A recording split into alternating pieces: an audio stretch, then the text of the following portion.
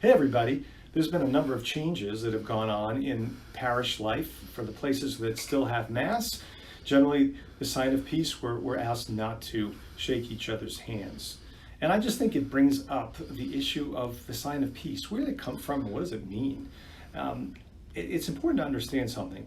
The Second Vatican Council, the initiation of the sign of peace into the liturgy was not an invention of a council or the people after the council that changed the liturgy. It was actually a recovery of something that had been lost, but was an important part of the early liturgy. We know this because we actually know how the Mass was celebrated in Rome in the first century and at the beginning of the second century. We have some great documents that we've only had in the last few hundred years. They weren't around at the time of the Reformation. They were lost in the Middle Ages, but we have them now, and they show us how Mass was celebrated. And it's important to understand what the sign of peace means. It's there before communion because Jesus said something very important. And that is, if you're on your way to the altar and you remember that your brother has something against you, leave your gift at the altar. Go reconcile with your brother. Then come and offer your sacrifice that it may be pure. It's really important to understand that unforgiveness in your heart toward anybody is a great block towards God's grace, and in a certain way, it really defiles the Eucharist when we present ourselves to receive Him with unforgiveness willingly in our heart. It doesn't mean you have to feel good about a person who has hurt you. It doesn't mean you have to want to hang around with that person. It just means you've made an act of the will, very much like Jesus on the cross. You say, together with Jesus, Father, forgive them, they know not what they do.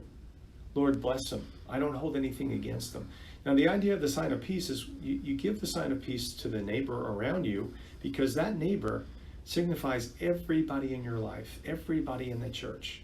It means I'm at peace with you and everybody. I'm at peace with you and everyone in my life. I have nothing against anyone, so I am free to go to communion.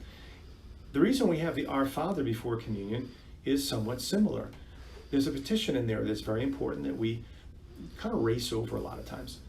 Forgive us our sins as we forgive those who sin against us. Actually, we say, forgive us our trespasses as we forgive those who trespass against us.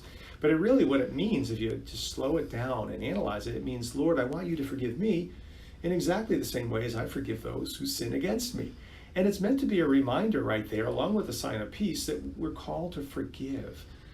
So I just want to encourage you guys, if the sign of peace is not given in the hand, give it in the heart. During that time, mean what the sign means. Offer peace with a smile to someone near you, but let that be a sign that you are at peace with everyone. And I would encourage you to do this. Add this. This is what I do. I pray for someone in my life who's really hurt me or my kids. And there are many, but I pray for them specifically there. I pray for God's blessing upon them. And at first I didn't feel like doing that, and it kind of riled me up a little bit. But you know what? It's helped to make even the emotion dissipate of anger and of resentment. So an act of the will, powerful, opens up the channels of God's grace and makes it possible for even our emotions to be healed.